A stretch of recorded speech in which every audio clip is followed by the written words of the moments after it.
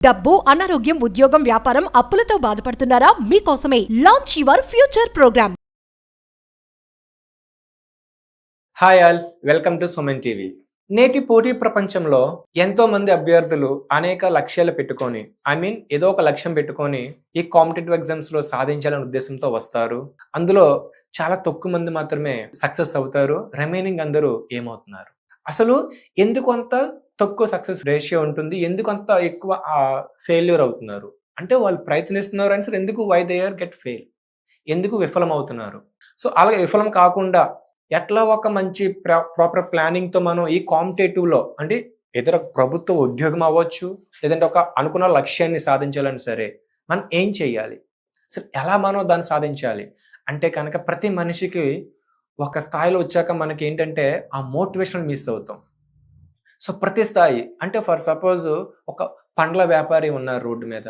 So ఆ వ్యక్తి morning నుంచి ఈవినింగ్ వరకు ఒకే అంటే పేషెన్స్‌తో ఉంటారు. ఎలాగైనా సేల్ చేయాలి.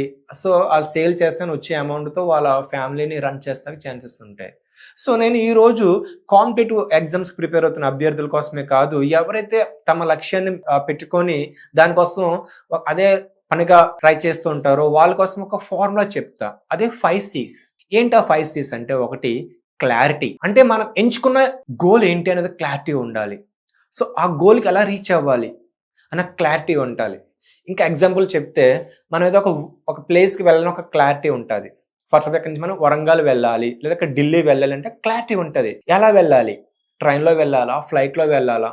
సో ఒక ఆన్ ది రోడ్ వెళ్ళాలా? నాకు క్లారిటీ ఉంటది మనకి. సో మల్టిపుల్ ఫ్యాక్టర్స్ కూడా ఉంటాయి. అంటే మనం సివిల్స్ రాద్దాం అనుకుంటున్నావా, లేదంటే డిఎస్సి రాద్దాం అనుకుంటున్నావా, లేదంటే ఒక కానిస్టేబుల్ ఎగ్జామ్స్ కి ప్రిపేర్ అవుదాం అనుకుంటున్నావా, రైల్వేస్ ప్రిపేర్ అవుదాం అనుకుంటున్నావా, స్టాఫ్ సెలక్షన్ ఎగ్జామ్ ప్రిపేర్ అవుదాం అనుకుంటున్నావా?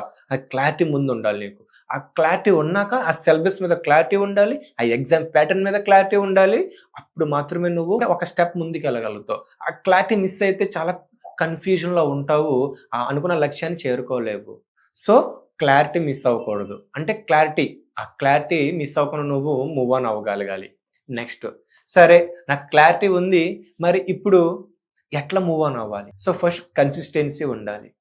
అంటే ఏమీ లేదు, ఇప్పుడు మీరు డైలీ 10 అవర్స్ కష్టపడుతూ ప్రిపేర్ అవ్వడం మంచిదా? డైలీ 10 అవర్స్ కష్టపడుతున్నాం సార్, మాకు సక్సెస్ రావట్లేదు అంటే నా దృష్టిలో ఏంటంటే 10 అవర్స్ కష్టపడుతున్నాం అని కాదు, ఆ 10 అవర్స్లో ఎంత నాలెడ్జ్ గెయిన్ చేస్తున్నాం. సో ఆ కంటిన్యూటీ 1 ఇయర్ 2 ఇయర్స్ అనేది కన్సిస్టెన్సీ ఉండాలి. సో ఆ కన్సిస్టెన్సీ నీకు ఉన్నప్పుడు మాత్రం నీకు ఎప్పుడైతే నీకు ఆ కన్సిస్టెన్సీ ఉంటుందో అంటే ఇంకా అదే ఒక వ్యామోహం అయిపోవాలి. అంటే ఇక్కడ నెగిటివ్గా ఓడి కాదు, అది ఒక మన అలవాటు అయిపోవాలి మన లైఫ్లో. అది మనం ఎంచుకున్న కెరియర్ కోసం ప్రయత్నిస్తూనే ఉండాలి. అంటే ఆ కన్సిస్టెన్సీ నువ్వు డైలీ 1 అవర్ ప్రిపేర్ అవ్వు, 2 అవర్స్ ప్రిపేర్ అవ్వు, 10 అవర్స్ ప్రిపేర్ అవ్వు, కానీ కన్సిస్టెన్సీ ఉండాలి. ఒక 15 డేస్ ప్రిపేర్ అయ్యి 1 డే లీవ్, ఒక రెస్ట్ తీసుకోవచ్చు. అదే నువ్వు 1 వీక్ ప్రిపేర్ అయ్యి 4 డేస్ లీవ్ తీసుకుంటానంటే కుదరదు. ఇప్పుడు ఫెస్టివల్స్ వస్తాయి, ఇంటికి వెళ్ళు, కానీ ఆ ఫెస్టివల్ వెళ్ళే ముందు వరకు కన్సిస్టెన్సీతో ప్రిపరేషన్ చేయగలగాలి. అంటే నువ్వు ఎంచుకున్న లక్ష్యం కోసమే ప్రయత్నిస్తూ ఉండాలి. అంటే నువ్వు ఎంచుకున్న లక్ష్యం కోసమే ప్రయత్నిస్తూ ఎవ్రీ టైం కన్సిస్టెన్సీతో మూవ్ ఆన్ అవ్వగలగాలి. ఇంకా ఎగ్జాంపుల్ కన్సిస్టెన్సీ ఒక ఎగ్జాంపుల్ చెప్తున్నా. సో మనకు ఒక లోకో పైలట్ అవ్వచ్చు, ఒక బస్ డ్రైవర్ అవ్వచ్చు.